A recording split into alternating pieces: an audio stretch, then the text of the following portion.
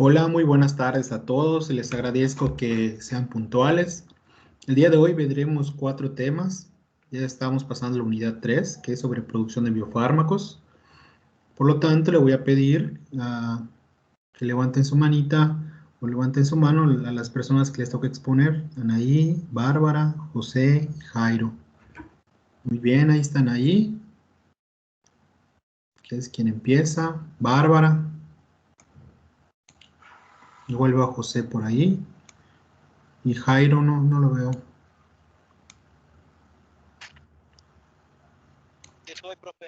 Bueno, perfecto. Ya están todos. Bueno, vamos a comenzar. Primero con la exposición en ahí. Así que en ahí pues, ponte en posición. Recuerda que una vez concluida tu presentación, prenderás tu cámara y tu micrófono y estarás a disposición de las preguntas que puedan surgir. Sin más por el momento, escucho. Le subí la presentación por si no se terminaba de guardar el video. Ahorita solo le quedan como en un minutito, yo creo, ya se sube todo el video a la plataforma. Digo, por si le es más sencillo presentar nada más el video. Ok, o sea, todavía no se ha terminado de cargar, ¿no? Sí, ya ya está a punto de cargarse, profe. Si le Bueno, puede dar un pues, minutito nada más. bueno, bueno, entonces vamos a esperar un minutito para terminar de cargar el video, ¿no? Es más fácil que poner la presentación. Muchas gracias por avisar. Debemos esperar unos minutitos. Aprovechen para ir por un vaso por agua, un sándwich. Creo que ya está, profe. Puede checarlo. Dice que ya se subió todo. Perfecto, ahorita lo reviso y lo descargo.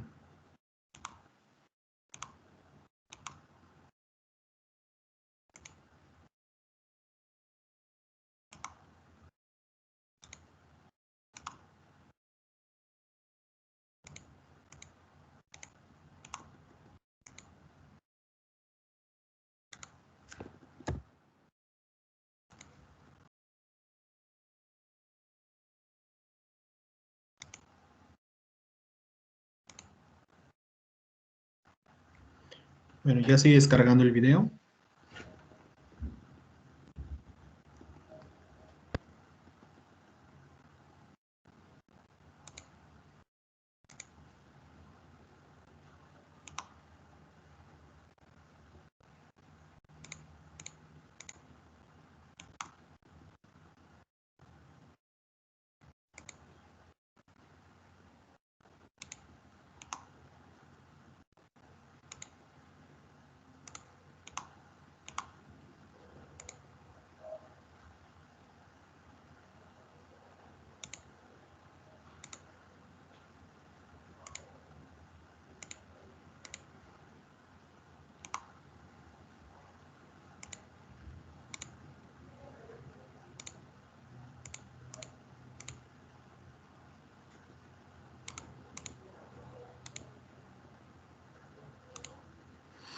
Listo, ya tengo el video. En un momentito vamos a dar inicio.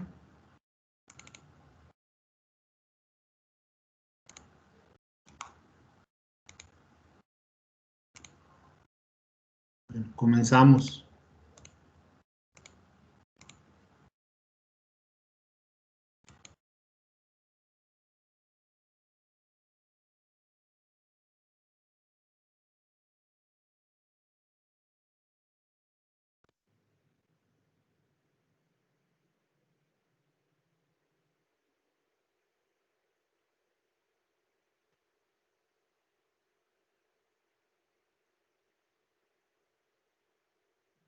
Bienvenidos sean todos el día de hoy.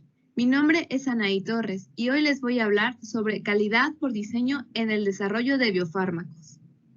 Calidad por diseño, o en inglés, Quality by Design, es un concepto que fue definido en el 2011 por la Conferencia Internacional sobre Armonización como un sistema enfoque del desarrollo que comienza con objetivos predefinidos y enfatiza comprensión del producto y control de proceso, basado en ciencia sólida y riesgo de calidad.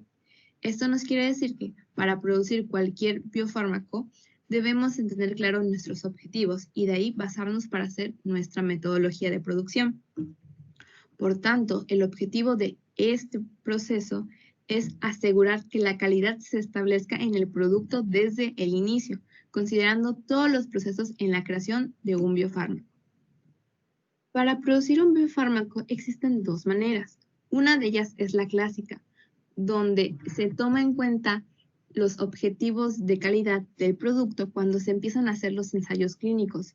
Esto tiene como desventaja que las fallas que se den en el proceso suelen ser muy costosas y también suelen ser repetitivas, ya que el problema suele estar desde un inicio en el proceso.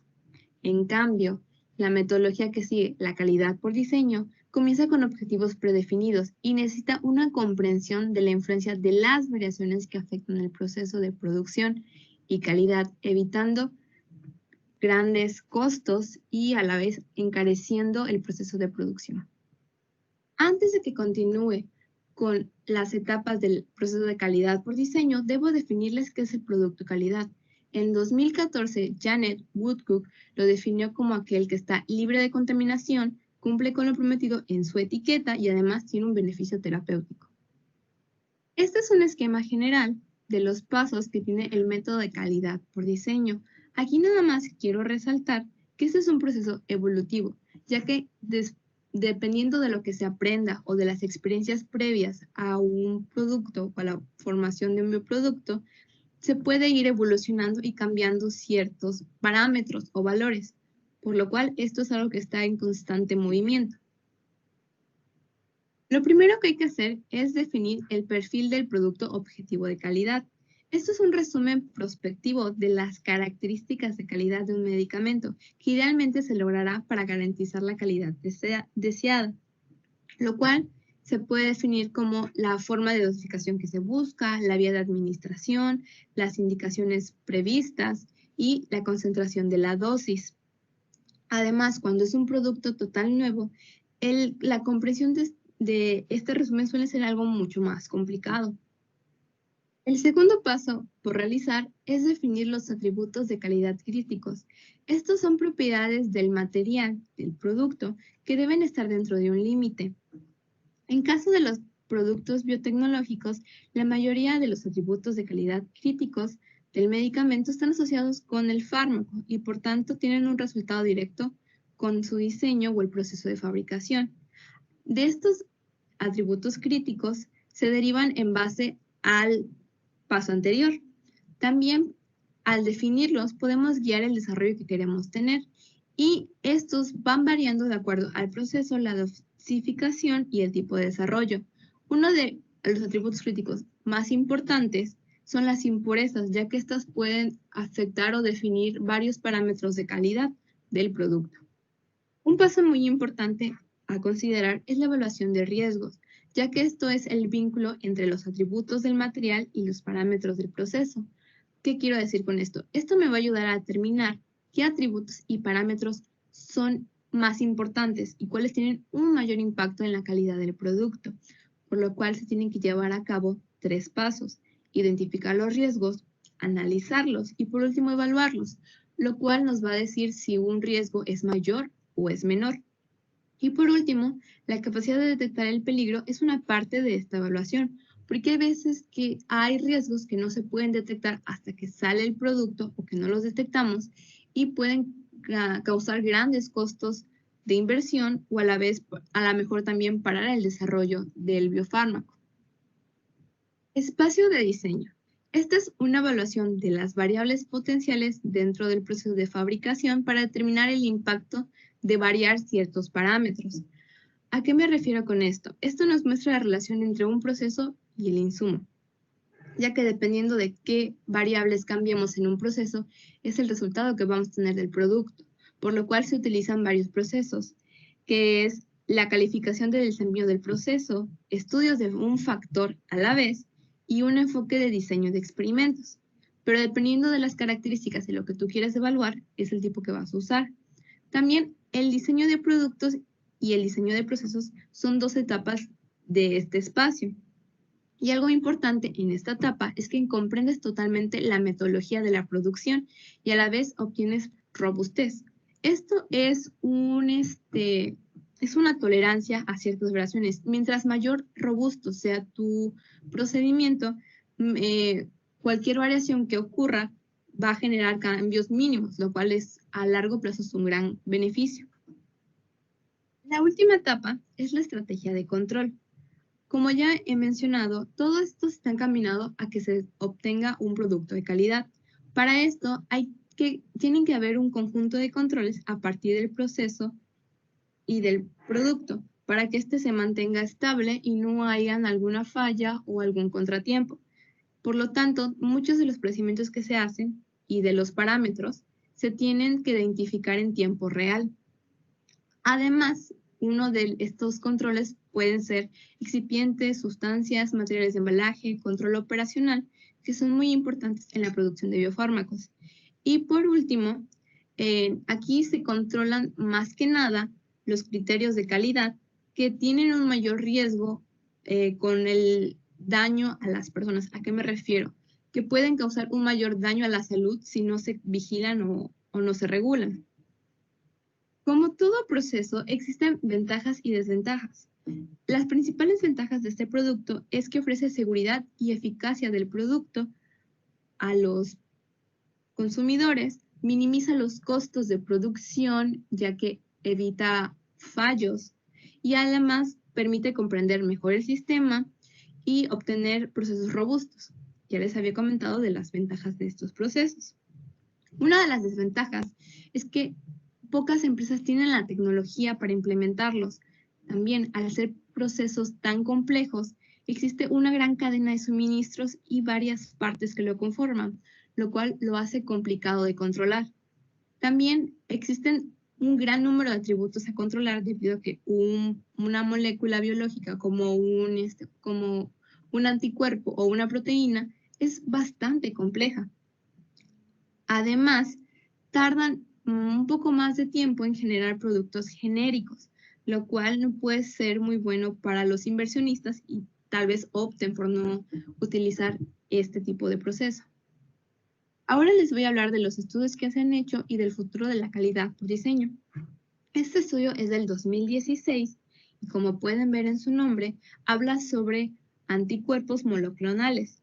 Aquí se describe la identificación de atributos críticos de la calidad como un primer paso importante para el desarrollo de biofármacos y se utiliza un enfoque sistemático de clasificación y filtrando los riesgos que permite una comprensión exhaustiva de los atributos de calidad y una asignación de criticidad para cada impacto, para ver cuáles son los mejores procesos o cuáles variables afectan más para la producción de un anticuerpo monoclonal.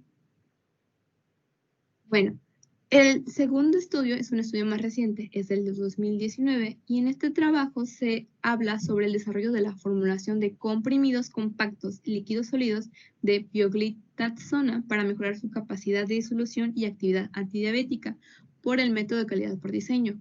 Algo que hemos aprendido a lo largo de las clases es que es muy importante la vía de administración de un producto, ya que dependiendo de cómo se administre es la eficacidad de este. Por lo tanto, este es uno de los grandes avances que tiene la calidad por diseño. El último estudio es del 2020 y habla sobre la calidad por diseño, que es un enfoque eficiente pero desafiante para el desarrollo de biosimilares debido a la compleja relación entre proceso, calidad y eficacia. Una ventaja que tienen los biosimilares es que ya hay estudios previos a ellos. Entonces, definir los objetivos de calidad y los criterios de calidad es algo mucho más sencillo y además la metodología ya existe. Entonces, realmente ver los cambios de variaciones es lo que va a dar un biosimilar más efectivo o más económico. Entonces, como pueden ver, la calidad por diseño se utiliza en de maneras muy diferentes. También se puede ver en nanotecnología, en farmacéutica, por lo cual no es restrictivo de la producción de biofármacos. Por lo tanto, tiene un gran futuro y se podrán seguir desarrollando más investigaciones con el paso de los años. Para finalizar, les voy a hablar de los puntos importantes de este tema. Todos los procesos tienen un impacto en la calidad del producto, ya sean pequeños o grandes. Como les había mencionado, puede ser la purificación, el empaquetamiento, la ruptura de las células o la manera de obtener este biofármaco. El uso de la calidad por diseño ayuda a comprender y a mejorar la producción. Esta herramienta nos ayuda porque nos permite analizar de una manera más profunda los procesos y comprenderlos para que podamos modificarlos de una manera precisa y obtener resultados rápidos y objetivos. Y por último, uno de los objetivos que ya les había mencionado de la calidad por diseño es que esto es una mejora continua. Todos los días se está buscando mejorar esta herramienta y al igual todos los procedimientos. Bueno, muchas gracias por escuchar mi presentación y les agradezco el día de hoy haber estado todos.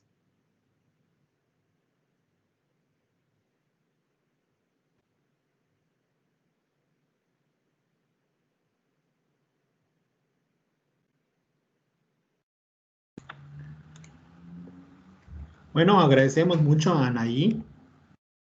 Agradecemos su presentación. Y ahora vamos a dar pie a las preguntas que surgieron de acuerdo a este tema.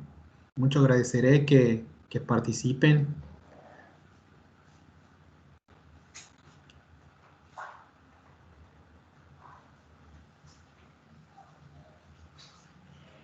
Adelante, Ana Cristina.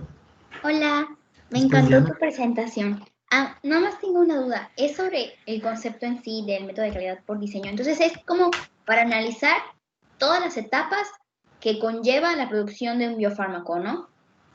Sí, más que analizar, es como crear un nuevo proceso con base a ese análisis, porque como te comentaba, lo esencial es definir tus objetivos desde un principio y una vez que tengas esos objetivos, vas a ir definiendo los demás. Por ejemplo, si tú te interesa producir un fármaco que sea eficiente o que tenga cierto color, pues porque eso le va a dar calidad, pues entonces vas a desarrollar una metodología que enfatice en estas características que tú buscas.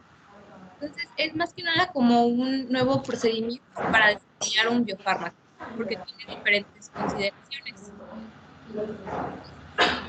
¿Respondí tu pregunta? Sí, gracias. Muchas gracias, Ana Cristina. Adelante, Diana. Yo tengo una duda con respecto a las diferencias del el método clásico y este de calidad por diseño. No me quedó del todo claro en sí que buscan en el clásico y por qué no se parece. O sea, son esas cuestiones nada más de que quiero algo específico, porque veo que hay evaluaciones de riesgo en las de calidad por diseño y no sé si no toman en cuenta esos los de en el método clásico o como, no sé si puedes dar un ejemplo o sea, poner un ejemplo para que me quede más claro. Sí, el método clásico es el que nos presentó el profe hace unas semanas, donde nos mostraba cómo se desarrolla un biofármaco, o sea, la selección de la molécula, las pruebas de toxicología y eficacia, después los ensayos preclínicos y los demás ensayos. Lo que pasa aquí es que cuando tú ya vas a realizar ensayos clínicos, a los ensayos que vas a realizar con las personas, es cuando te empiezas a enfocar en la calidad, es cuando ya te interesa la calidad de tu producto. Antes no es una variable que te interese, no es algo que te importe, simple y sencillamente es algo que en algún futuro lo vas a lograr.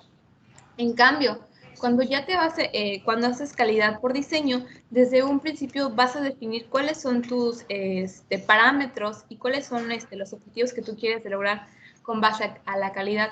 ¿Qué es lo que pasa? La gran diferencia es cuando se implementa la calidad en el proceso o se empieza a visualizar.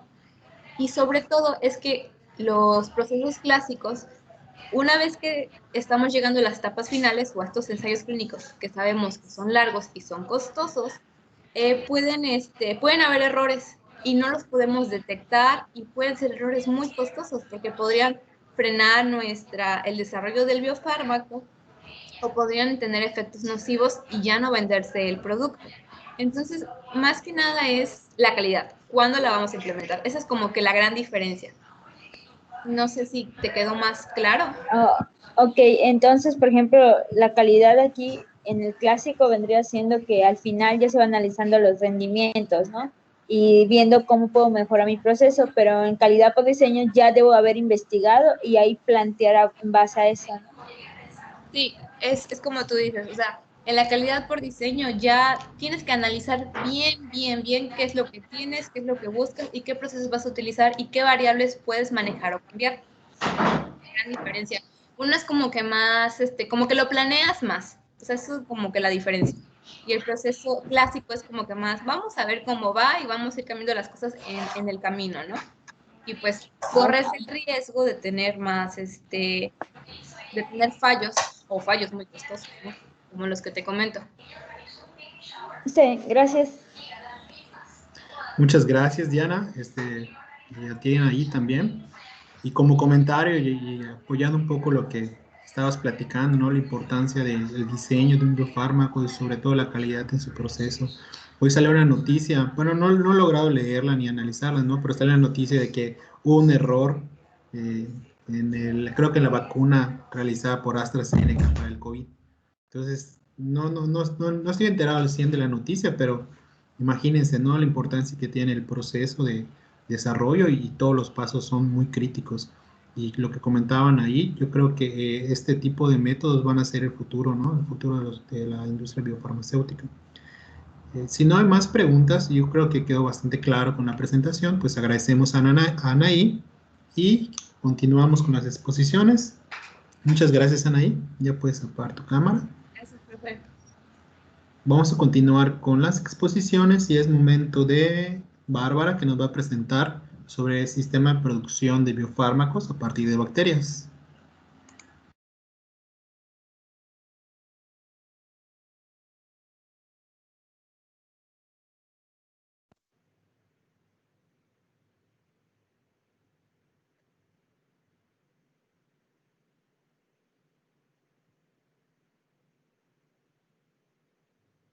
Buenas tardes, mi nombre es Bárbara Pérez Novelo y hoy les hablaré de las bacterias como fuentes para la producción de biofármacos.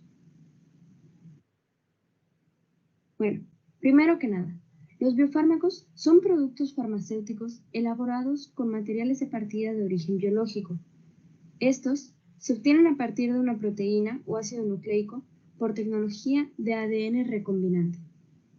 Y aunque hay muchos huéspedes de expresión de proteínas, tales como las plantas, los hongos y las levaduras, el 30% de las proteínas terapéuticas aprobadas son elaboradas en E. coli. Bueno, ahora les hablaré un poco acerca de las bacterias. Las bacterias son unos organismos muy adaptables, por ello se encuentran en todo tipo de ambientes a lo largo de todo el mundo. Son organismos unicelulares que no poseen núcleo ni nucleolo, pero sí poseen los plásmidos. Los plásmidos son material genético extracromosómico que puede existir y replicarse independientemente del ADN cromosómico. Estos son material muy útil para llevar a cabo la técnica del ADN recombinante y la transformación de células. Además, las bacterias se multiplican por fisión binaria. Esto les da un crecimiento muy rápido que se representa con la curva de crecimiento bacteriano o microbiano que se ve a la derecha. Esta presenta 4 etapas. La primera es la fase de adaptación o lag, en la cual las células están adaptando al medio y aún no se permiten crecer al 100%. Luego llega la fase exponencial. En esta se da el crecimiento máximo del cultivo y aumenta la densidad celular. Pero en que empiecen a crecer tanto, se empiezan a agotar los nutrientes. Por ello se alcanza la fase estacionaria, en la cual solo se mantiene constante el crecimiento de la población, pero las células crecen un poco más en tamaño. Luego, al gastarse por completo los nutrientes, o los nutrientes ya no ser suficientes como para poder soportar el crecimiento bacteriano, se llega a la 4ª etapa, que es la muerte celular. El proceso general para la producción de biofármacos es el siguiente. En la primera etapa, o del ADN recombinante y la transformación, se seleccionan los microorganismos o las fuentes de las cuales se van a aislar los genes de interés. Se aíslan los genes y se insertan en el ADN de las bacterias. Esto se conoce como ADN recombinante y transformación de las bacterias. Una vez que se obtienen las bacterias recombinantes, se pasa a la siguiente etapa, que es la etapa de expansión celular. En esta se lleva a cabo la fermentación, que tiene como fin aumentar la cantidad de células que expresan los genes de interés. La tercera etapa es la etapa de recuperación. En esta se obtiene una materia prima cruda. Esta materia prima aún tiene muchos contaminantes y el nivel de pureza es bajo. Por ello, se pasa a la cuarta etapa, que es la etapa de purificación. En esta se obtiene el principio activo puro. Ya no tiene contaminantes y es lo que funciona como biofármaco, pero aún no se tiene el biofármaco como tal. O sea, solo es el principio activo. Por eso se lleva a cabo la quinta etapa, que es el de acondicionamiento. En esta ya se obtiene como tal el biofármaco que va a poder ser utilizado por el paciente para tratar enfermedades. Ahora les hablaré sobre los primeros estudios que se hicieron para la producción de biofármacos en bacterias. Como dije anteriormente, E. coli es la bacteria más utilizada. Por ello, en esta lámina se muestran los primeros biofármacos aprobados en bacterias que fueron desarrollados en E. coli en Estados Unidos. Todo comenzó en 1982 con el desarrollo del biofármaco Humulina, el cual tiene como compuesto activo a la insulina. Este medicamento fue y es utilizado para combatir la diabetes. En 1986 se aprobaron dos biofármacos, el Intron A y el Roferón. El Intron A tiene como componente activo al interferón alfa-2b y ayudó a combatir al cáncer y la hepatitis. Por otro lado, Roferón, que tiene al interferón alfa-2b, fue usado contra la leucemia. Al año siguiente se desarrolló Humatrol, que es el nombre comercial de la somatrina. Esta es una hormona de crecimiento que fue utilizada para aumentar los niveles de hormonas de crecimiento humanas en niños que presentaban deficiencia de ellas. En 1991 se aprobó Neupogen, el cual tenía la filgrastim, que es un medicamento utilizado para tratar el bajo recuento de neutrófilos. A esta enfermedad se le conoce como neutropenia. Y el último avance que señalaré fue aprobado en 1993. En este año se aprobó el uso del interferón beta 1b bajo la marca de Betaferón para el tratamiento de la esclerosis múltiple. Bueno, se ha hecho hincapié que E. coli es una plataforma muy utilizada para la producción de biofármacos proteicos, pero existen otras bacterias que son utilizadas con este fin. Tal es el caso de Lactococcus lactis, que es usada para producir proteínas de membrana. Ralstonia eutropha para producir la organofosfohidrolasa. Pseudomonas putida produce fragmentos de anticuerpos. Clostridium histolyticum produce colagenasa. Clostridium botulinum produce el principio activo del Botox, es decir, la toxina botulínica tipo A. Y un último ejemplo es Pseudomonas fluorescens. Esta es usada como plataforma para producir la citosina TNF-alfa. Ahora, para tener un panorama completo de lo que representan las bacterias para la producción de biofármacos, se van a hablar de las ventajas y de las desventajas. Como principal ventaja es de que las herramientas para manipulación genética están bien desarrolladas. Esto se debe a que las bacterias fueron los organismos pioneros para la producción de biofármacos. Por ello se han ido mejorando las herramientas con las que se transforman y se modifican los genes de estas bacterias. Por otro lado, tienen una alta caracterización. Es decir, se conocen muchos genomas completos y se han definido bien las rutas metabólicas que utilizan determinadas bacterias. A comparación de las plantas, por ejemplo, las bacterias crecen rápido, por lo que la producción del biofármaco es más rápido y no presentan tantos costos como otros microorganismos. Igual, tienen un alto rendimiento de producción de biofármaco. Producen bastantes proteínas por litro de cultivo o por hora. Y además, presentan unos bajos costos de producción. Se notará que en desventaja se tiene unos altos costos de purificación, pero eso es por otros motivos, no tanto por la producción. En producción nos referimos al momento de la fermentación. Eso realmente, a comparación de otros crecimientos de otros organismos, es un costo realmente bajo.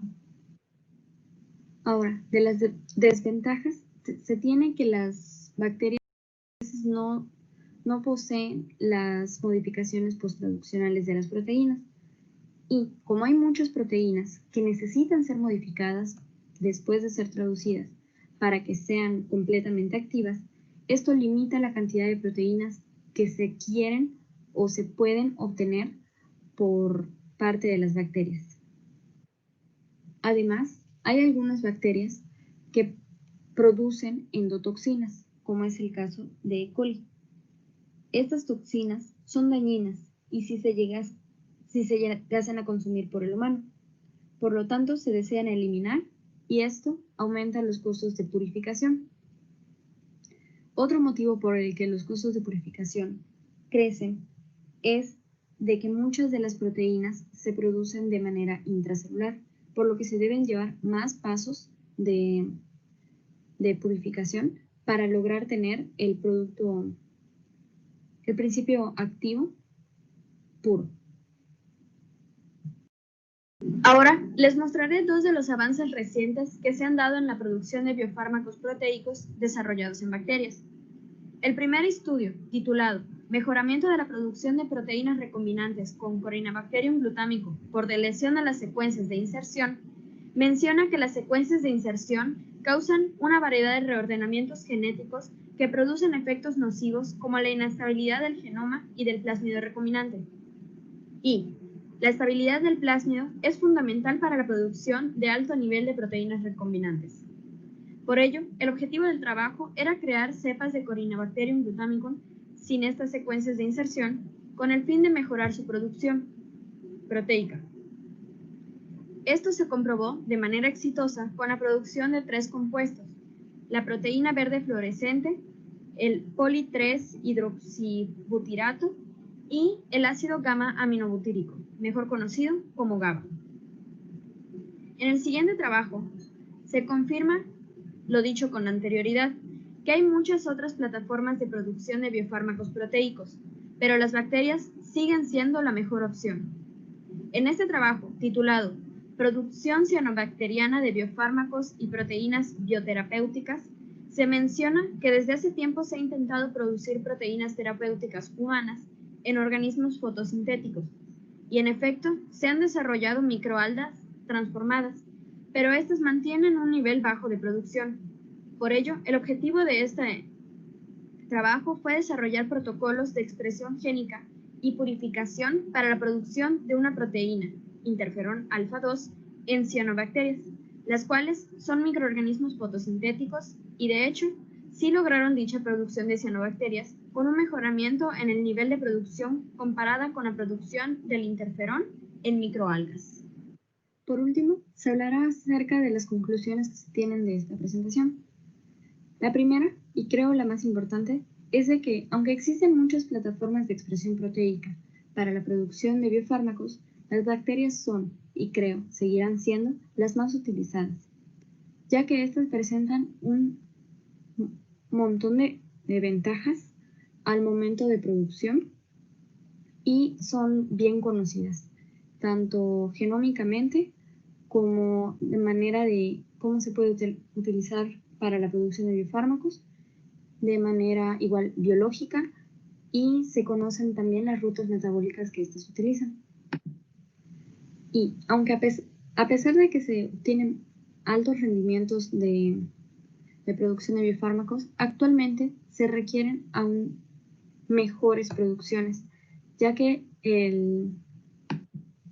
la demanda de biofármacos es aún mayor en estos últimos años. También eso se debe por la cantidad de personas que habitan en el planeta. Igual, las modificaciones posttraduccionales constituyen el principal limitante para el uso de bacterias en materia de producción de biofármacos. Esto se debe a que, como se había dicho, la mayoría de las proteínas requieren ser modificadas posttraduccionalmente para ser completamente activas. Y por último, es de que la gran diversidad de bacterias que existen promueve que se pueda reemplazar el uso de organismos más complejos, como las plantas, para la producción de biofármacos. Bueno, eso sería todo por mi parte, y si queda alguna duda, estoy disponible para intentar responder todas sus dudas. Gracias.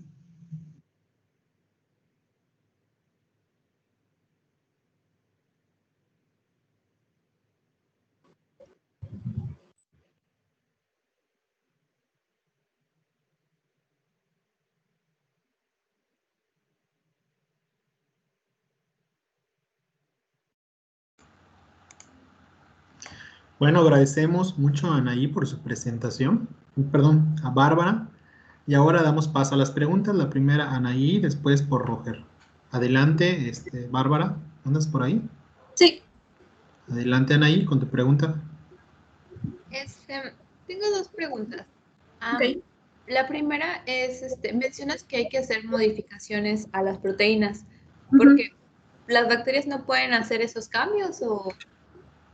No, hay ciertas bacterias, como por ejemplo E. coli, que no pueden hacer ese tipo de modificaciones posttraduccionales, tales como acetilaciones, metilaciones, entre otras. Y pues por eso E. coli es utilizada nada más para producir bacterias, proteínas, que son, o sea, que no requieren de esas modificaciones posttraduccionales. Por eso se dice que es como que un limitante, o sea, como solo se pueden producir proteínas que no tienen modificaciones posttraduccionales, pues obviamente limita la capacidad, o sea, la cantidad de proteínas que se pueden elaborar con las bacterias. Ah, ok. Y la segunda es, ¿sabes cómo buscan nuevas bacterias para que sean organismos modelos de producción? ¿Sabes cómo lo realizan? ¿O la búsqueda o algo así? Tal cual la búsqueda, no. Pero normalmente lo que buscan es de que sea fácil para su escalamiento, que presente una producción alta y que se requieran bajos costos para su fermentación, o sea, para la producción en masa. Gracias, Barbie. Nada. Muchas gracias, Anaí. Adelante, Roger, y después Brianda. Buenas tardes. Yo solamente tuve una pequeña duda, pero no, o sea, no sé si realmente esté bien la pregunta, ¿no? El caso sería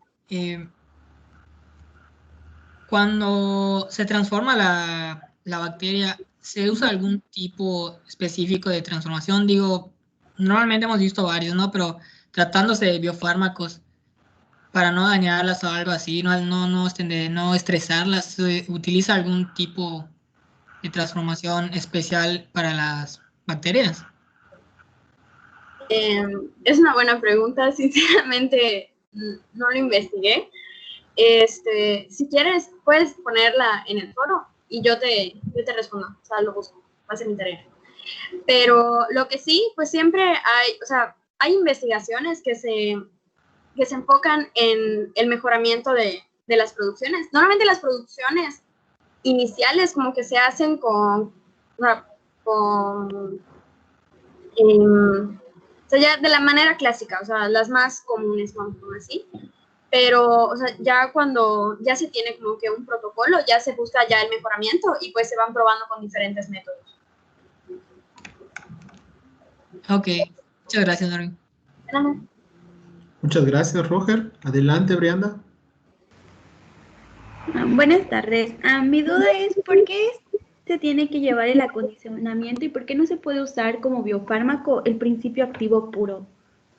Porque el principio activo tal cual normalmente es como una proteína, una hormona, algo que realmente es muy sensible. Y mientras sería, o sea, como además es pequeño, sería como que imposible agarrarlo y comer una proteína o algo por el estilo.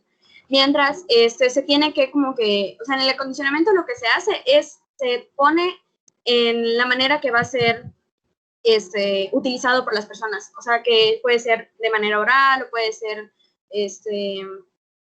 vía nasal y pues todas las que ya vimos.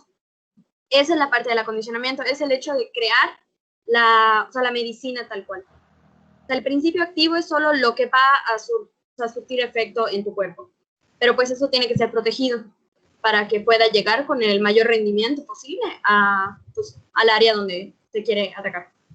Ok, muchas gracias. Muchas gracias, Brana. Adelante, Diana. El mío es más en parte duda, en parte comentario, en que decías en el proceso, ponías que la bacteria se transforma. Siempre es necesario transformarla, se hace ese ADN recombinante, porque hay casos en los que las bacterias pueden producir esto de principios activos para los biofármacos. O sea, ese es como comentario y pregunta. O sea, ¿pueden producirlo? Entonces, ¿no sería correcto también decir que o siempre se tiene que recombinar? ¿O es más frecuente que se recombine el ADN? Es más frecuente, porque normalmente las bacterias que como que crean los metabolitos, muchas veces lo hacen en rendimientos bajos. Y pues el ADN recombinante lo que permite es aprovechar las características de otro microorganismo para producir, o sea, para tener un mejor nivel de producción. Pero pues sí, entiendo que sí se puede, o sea, no es necesario hacer el ADN recombinante, pero pues sí es una herramienta muy utilizada porque aumenta los rendimientos de producción.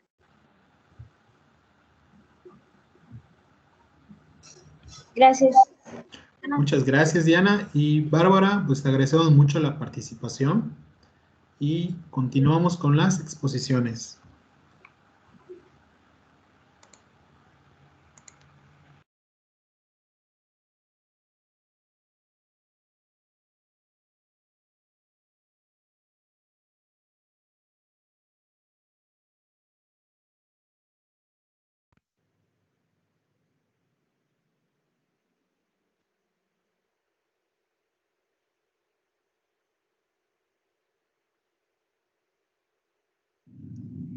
Buenas tardes, mi nombre es José Manuel y les voy a presentar el tema de hongos como una fuente de obtención de biofármacos. Como introducción, vamos a hablar sobre los aspectos generales de los hongos. En primera instancia encontramos que la micología es la ciencia que estudia los hongos. Los hongos, por su estructura celular, son organismos eucariotas. Se han especificado aproximadamente 100.000 especies y se estima que existen alrededor de 1.5 millones de especies en el planeta. Estos pueden ser unicelulares como las levaduras y pluricelulares como las que se encuentran en la imagen, debido a que las hifas forman un cuerpo fructífero y un píleo, o comúnmente conocido como sombrerito. Pueden ser micromicetos o macromicetos. Las principales características de los hongos son su nutrición y su reproducción, y estas varían de acuerdo al filo al que pertenece. En cuanto a la nutrición, son organismos heterótrofos, pero a diferencia de los humanos, que ingieren su alimento y luego lo digieren, los hongos digieren su alimento antes de ingerirlo. Esto debido a que muchos hongos producen enzimas que descomponen el material orgánico, lo que permite que los nutrientes sean absorbidos por sus paredes celulares. Los hongos pueden ser saprófitos, que son aquellos que se alimentan de organismos muertos o desechos orgánicos. Pueden ser parásitos, aquellos que absorben los nutrientes de las células vivas de otro organismo. Y pueden ser hongos mutualistas, son aquellos que viven en simbiosis con otros organismos. Por ejemplo, cuando se asocia con una planta, se forma una micorriza, y cuando se asocia con una alga, se forma un líquen. La reproducción puede ser sexual o asexual, La sexual se da principalmente a través de esporas, debido a que estas generan hifas haploides que se pueden fusionar con hifas de otro hongo compatible. La reproducción asexual puede ser igual mediante esporas o por gemación y fragmentación. La gemación consiste prácticamente en una división celular y la fragmentación puede ser que una parte del organismo se rompa y crezca en condiciones óptimas. Y por último, los filos poseen características diferentes. En el filo Hydriomycota son mayormente unicelulares, la mayoría son acuáticos, hay algunos hongos que son saprófitos y otros que son parásitos, además de que producen esporas flageladas. En el filo Zygomycota son pluricelulares, la mayoría son terrestres, muchos forman relaciones mutualistas con plantas, se reproducen principalmente sexual y asexualmente. En el filo Ascomycota la mayoría son pluricelulares, pero algunos también son unicelulares. Varían de hábitats, son saprófitos, parásitos y mutualistas. Se reproducen sexual y asexualmente. En el filo Basidiomycota, la mayoría son pluricelulares.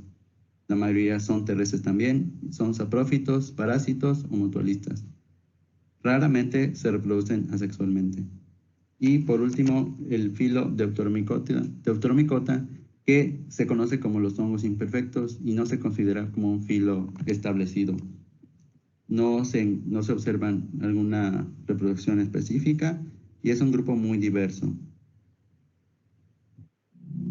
La estructura básica de los hongos son las hifas, como se muestra a continuación. Estas pueden presentar divisiones, como la que se encuentra aquí, que son conocidas como septos. No todos los hongos la tienen. Y estas hifas forman estructuras más complejas, como un cuerpo fructífero y los micelios, etc.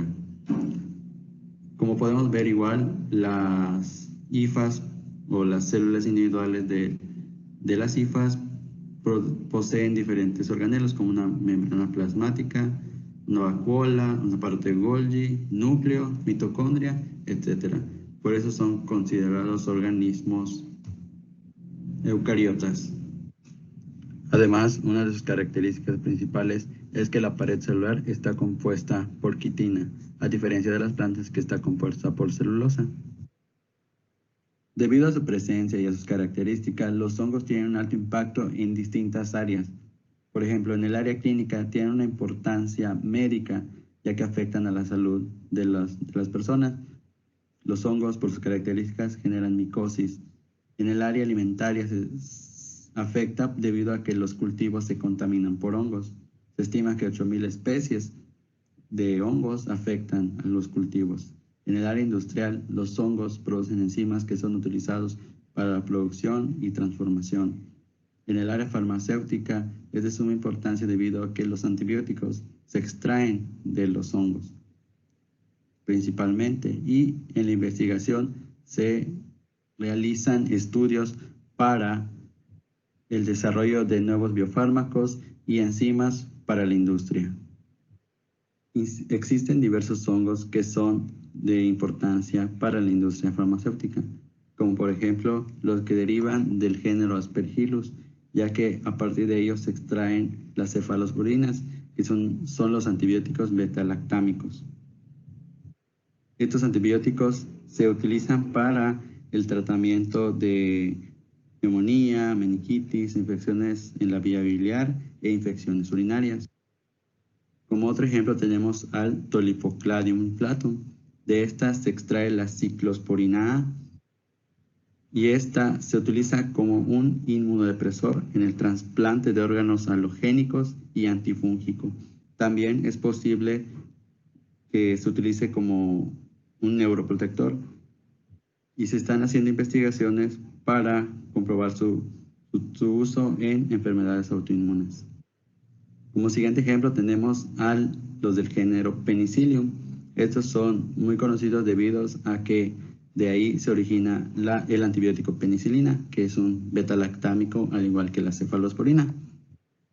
Y por último tenemos al Taxomyces sandrianae. De este hongo se extrae el taxol.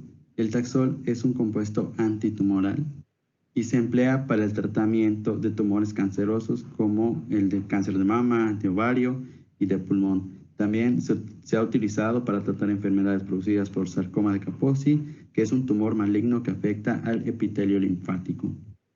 Este hongo generalmente vive en simbiosis con plantas del género Taxus.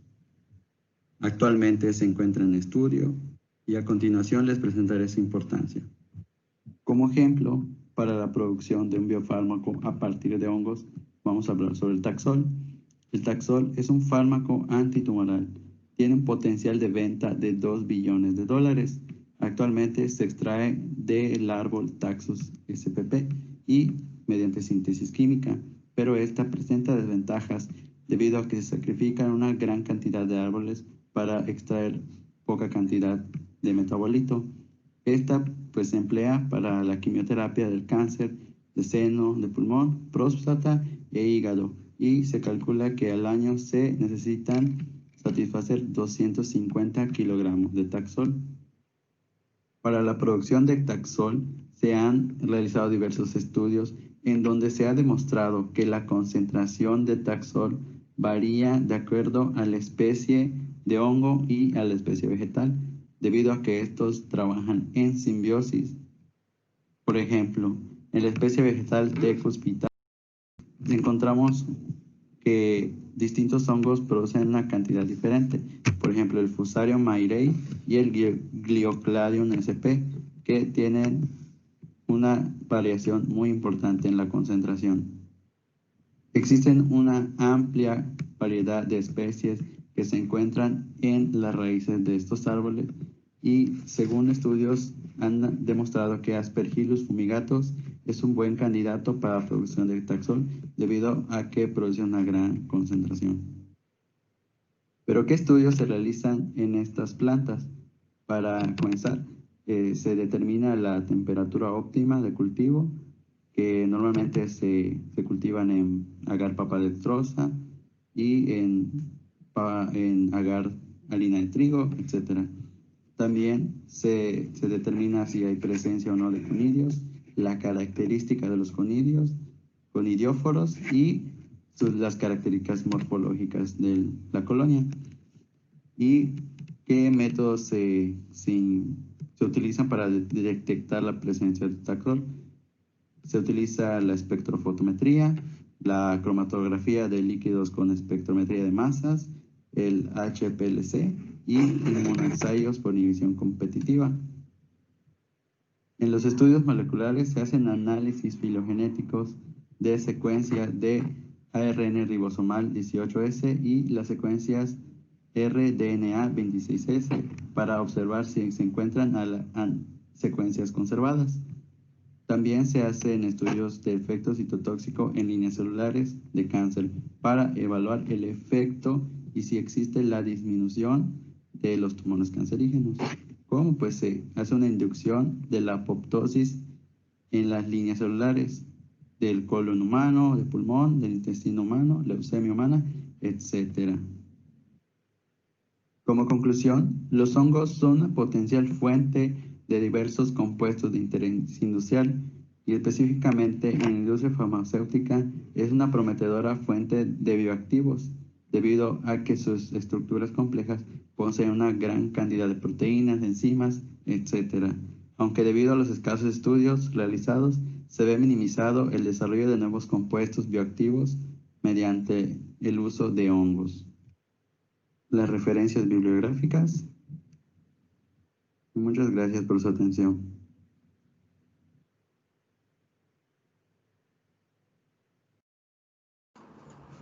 Bueno, pues muchas gracias a José Manuel.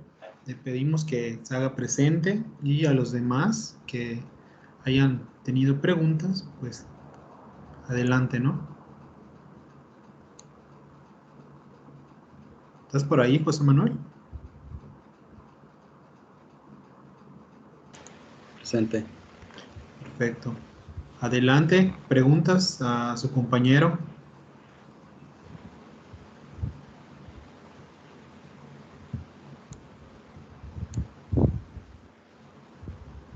Nadie. Inclusive los que no tienen cámara pueden poner en el chat sus preguntas.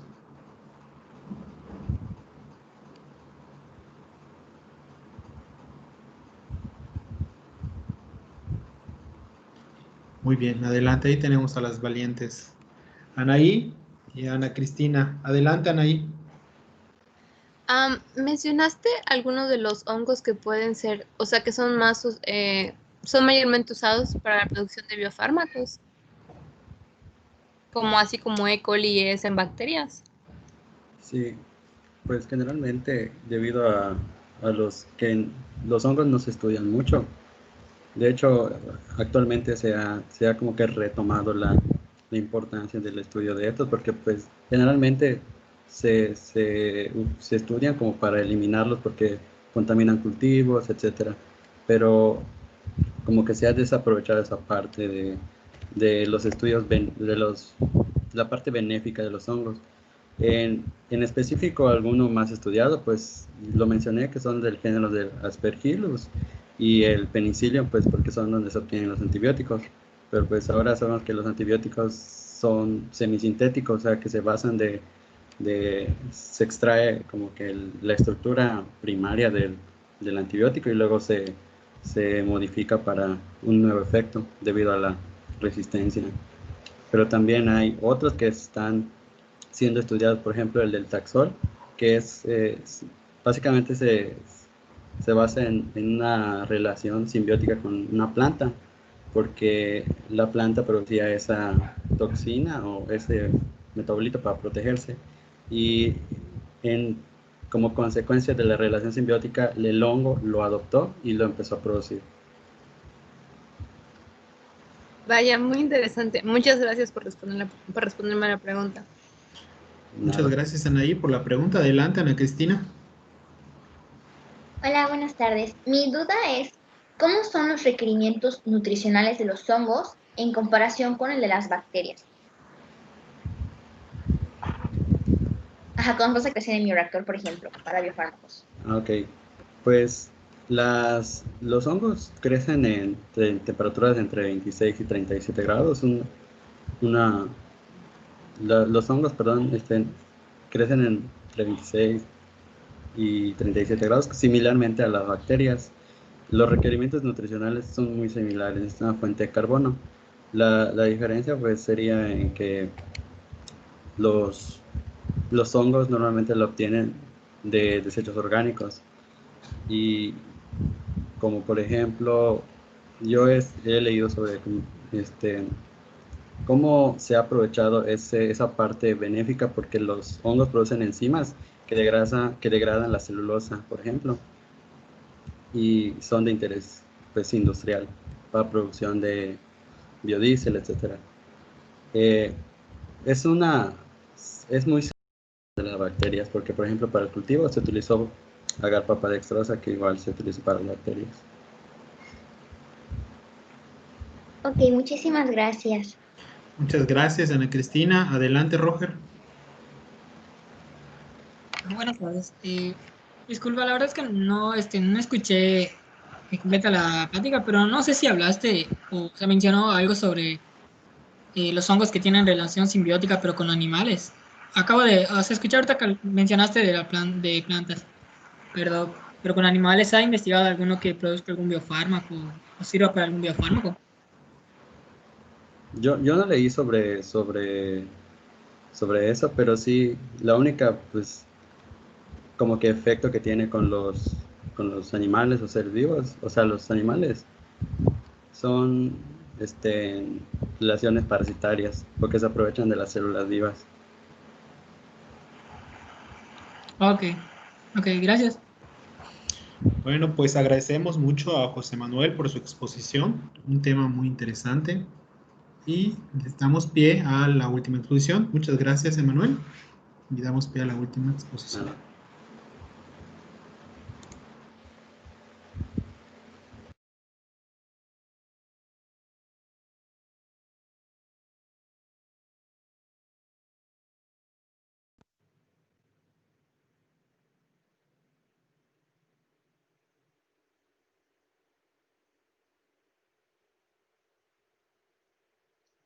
Muy buenas tardes, mi nombre es Jairo Raúl Ordóñez Macías y voy a hablar sobre el tema de las levaduras como fuente de obtención de biofármacos.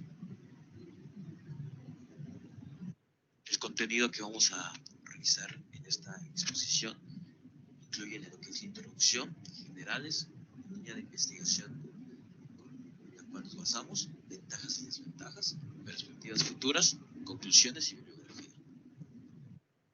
En la presente exposición nos basamos en la investigación de unos autores que utilizaron una enzima que se detectó en las levaduras de la especie Saccharomyces cerevisiae, donde se exhibió el potencial para eliminar células de leucemia linfoide aguda en pruebas in vitro. Existen diferentes sistemas de exposición de proteínas, en este caso pues, se basa en una levadura. Los investigadores de la Facultad de Ciencias Farmacéuticas de la Universidad de São Paulo describieron los resultados que nosotros vamos a exponer, basándonos, por supuesto, en la levadura como una fuente de posible biofármaco contra este tratamiento. Esta enfermedad es caracterizada por alteraciones malignas en las células madre que dan origen a los componentes de la sangre existentes en la médula ósea. Es un tipo de cáncer muy común durante la infancia. En esta investigación se efectuó la caracterización de la enzima L-asparaginasa de la Saccharomyces cerevisiae. Los resultados indicaron que esta proteína es capaz de aniquilar eficientemente a las células leucémicas con baja citotoxicidad sobre células sanas. En determinadas neoplasias, entre ellas la leucemia, las células tumorales exhiben una deficiencia en la producción de una enzima llamada asparagina sintetasa. Como resultado de ello, no son capaces de sintetizar el aminoácido llamado asparagina. La asparaginasa es una enzima que se descompone para generar este aminoácido, que es necesario para el mantenimiento y crecimiento de las células. En muchos casos, cuando se presenta la leucemia, a diferencia de células normales, las células de leucemia no pueden hacer su propia asparagina y necesitan confiar en recursos externos para sobrevivir.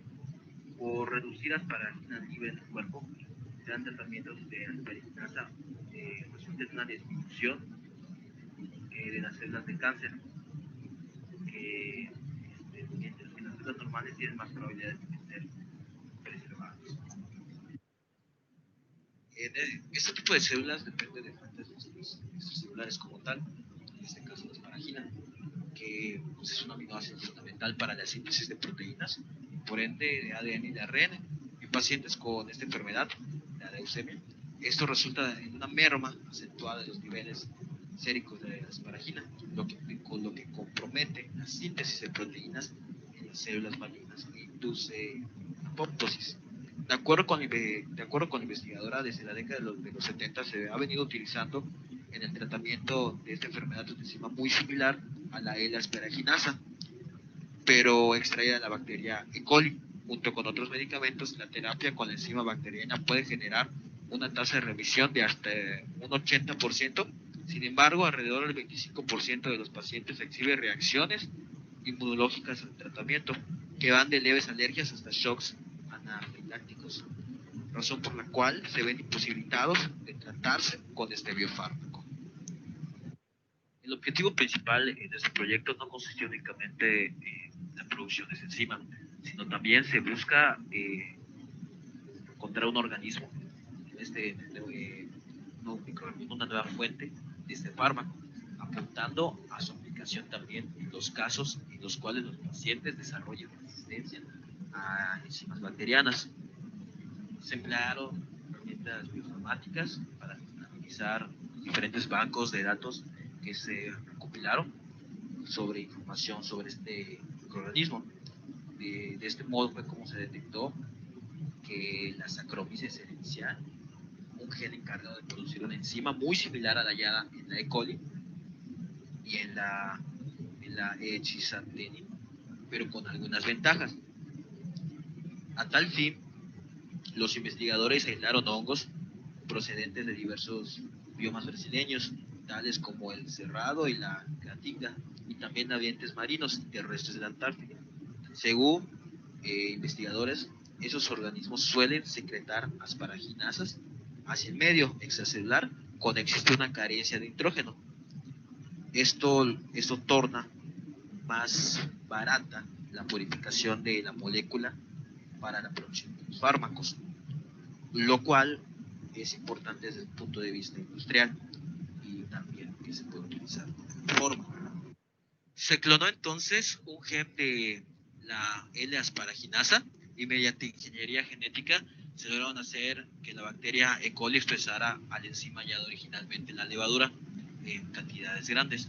De igual forma se logró obtener la proteína recombinante y se pudo realizar estudios para caracterizar su estructura secundaria y identificar regiones importantes de esta enzima, los sitios catalíticos. Luego se analizó su eficacia in vitro.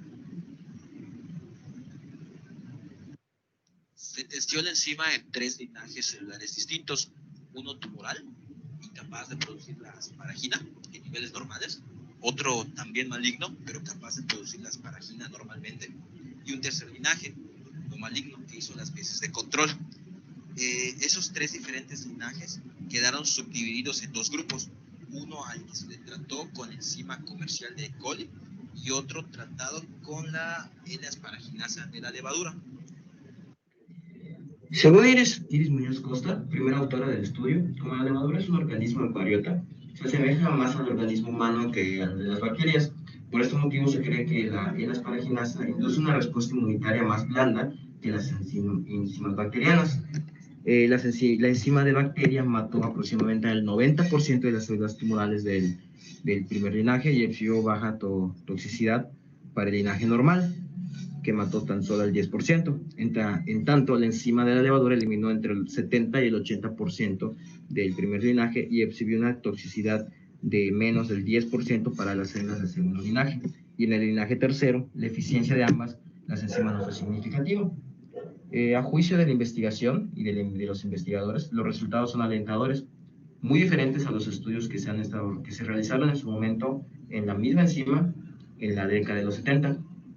Ya que en esa época se testó una versión de la proteína extraída directamente de la levadura con muchas impurezas.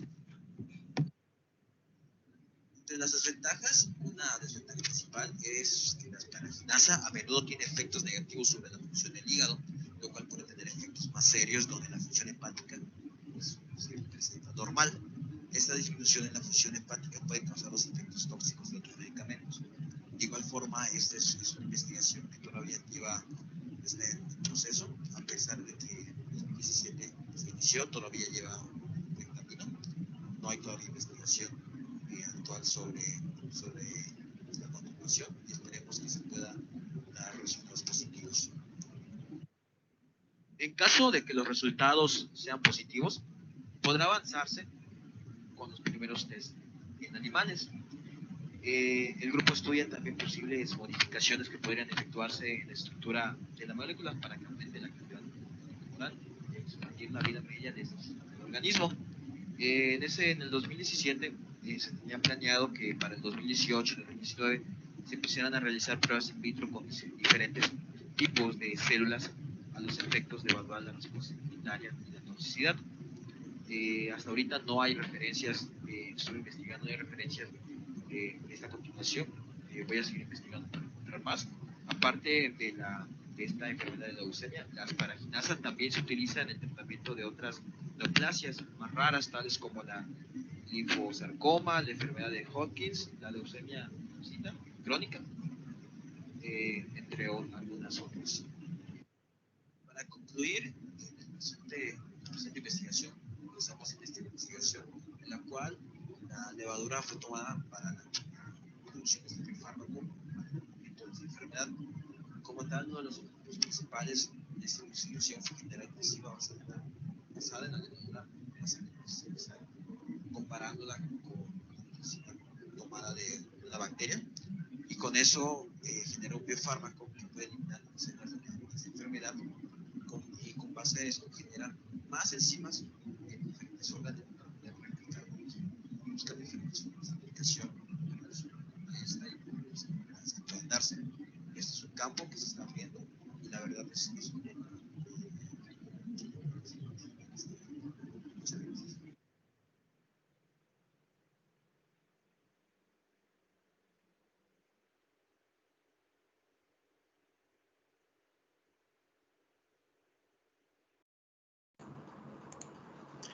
Agradecemos mucho a Jairo por la exposición. Jairo, ¿estás por ahí? Te pido que prendas tu cámara y tu micrófono, y a sus compañeros que participen haciéndole preguntas a Jairo.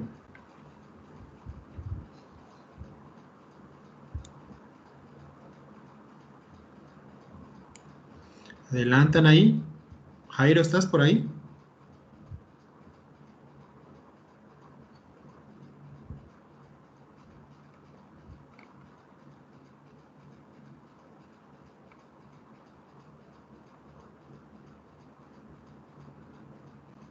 Jairo.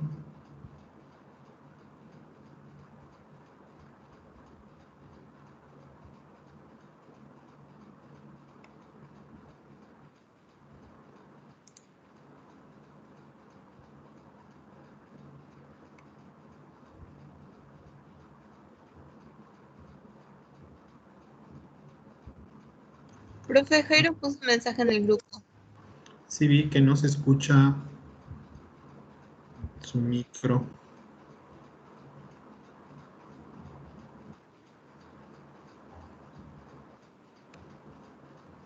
No le da la opción. Bueno, le puedo hacer la pregunta y que me conteste en el chat. ¿No, profe? Adelante. Tengo dos preguntas. Cuando te refieres al linaje, ¿qué hablas? ¿De líneas celulares cancerosas? ¿O a qué te refieres? Porque mencionas que en el estudio se valoran tres linajes.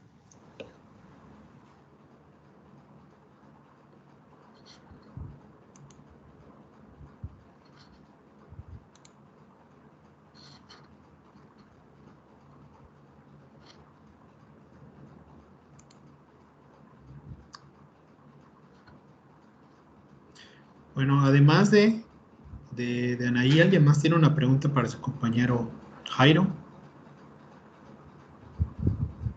Yo creo que es un poco complicado, ¿no? Le voy a pedir, ahorita que, dado que Jairo tiene un problema con su micrófono, que las preguntas se las dejemos en el chat para que él conteste ahí. Porque sí va a ser un poquito complicado, ¿no? Esperar que dé una pregunta, una respuesta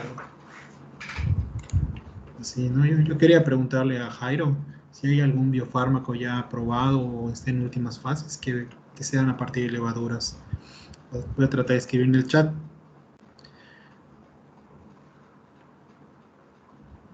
Bueno, no esperamos este problema, así que, como les comenté, las preguntas para Jairo serán en el foro. Bueno, recibí algunos mensajes esta mañana sobre algunas personas, ¿no?, que tenían problemas con la fecha de entrega de la tarea programada para el domingo, si no me equivoco. Creo que como ya es final de semestre, pues todos están con trabajos finales o tienen exámenes o algo así, ¿no? Pues tomando en cuenta su sugerencia, pues decidí aplazar unos días más la entrega de esta tarea. De igual manera, no he tenido la oportunidad de terminar de redactar el documento para la tarea final, igual ando en finales de semestre, así que les pido un poquito de paciencia para poder enviarles, ¿no?, lo correspondiente. Pues sin más avisos por el momento, voy a modificar la fecha de entrega. Únicamente una persona ya lo subió, no va a tener consideración. Adelante, Ana. ¿Qué pues tenías? Sí, Hola, ¿quieres profe. decir? Okay. Sí, tengo una duda. Con respecto al cuadro comparativo, luego pide ventajas y desventajas. Esto es con respecto al tipo de biofármaco, ¿no? Y no al ejemplo que estamos dando. Las desventajas y ventajas es respecto de manera general, ¿no? Y recuerden Ok. que en la exposición, por eso se les pidió, ¿no?, que hablen de manera general del tipo de biofármaco que se está hablando. Ok. Gracias. Ok. Aquí Jairo anda respondiendo algunas preguntas. Bueno, eso es todo lo que... Ok. Todos los biofármacos, o sea, serían, por ejemplo, lo que vimos de productos de la sangre, proteínas, enzimas, todos esos son considerados biofármacos, ¿no, profe? Sí, o sea, es como que la clasificación general sería, por ejemplo, citoquinas, ¿no? Sería como que el tipo de biofármaco, pero dentro de ese grupo general, pues hay biofármacos particulares, ¿no? Y se clasifican, ¿no? Son según su mecanismo de acción, etcétera, ¿no? Entre las citoquinas encontramos el factor necrosis tumoral alfa como un biofármaco, que ya tiene inclusive una forma ya comercial, ¿no? Entonces, a eso me refería. Ok, profe, gracias. Aquí Jairo sigue respondiendo. Maestro, ¿Ok? ¿Qué ¿para pasó? cuándo se pasará la tarea que era para el lunes? Ajá, Les voy a dar una semana más. gracias. Muchas gracias, profe. Sí, en serio, ¿Les porque... parece? Ay, Sí, les da chance la semana. Gracias, profe. Sí, profe, gracias. Perfecto. Bueno, pues sin más por el momento. Sí, le agradezco que le pongan a Jairo las preguntas. Hay algunas preguntas que ya subieron en el chat, creo que sobre vacunas y productos de la sangre. A los que sean responsables de estas exposiciones, pues les pido que les respondan, ¿no? Igual sigo alentando para que ese chat sea un poquito más activo. Recuerden que va a contar como participación, principalmente a las personas que presencialmente les causa un poco de pena o no participan durante las clases. Yo creo que son las que deberían estar un poquito más activos en el chat, ¿no? Sin más por el momento, pues les agradezco toda su puntualidad, les agradezco toda su participación, principalmente a los que expusieron el día de hoy. Las presentaciones, recuerden que están en la plataforma de OneDrive, así que si necesitan descargarlas o tener acceso a ellas para su tarea, adelante. Que tengan un buen fin de semana y que disfruten el estrés al final de este semestre, ¿no? Gracias, profe. Gracias, profe. Hasta luego. Hasta luego. Hasta luego, profe. Hasta luego, profe. Buen provecho a todos los que no han almorzado. Igualmente. Hasta luego. Hasta luego.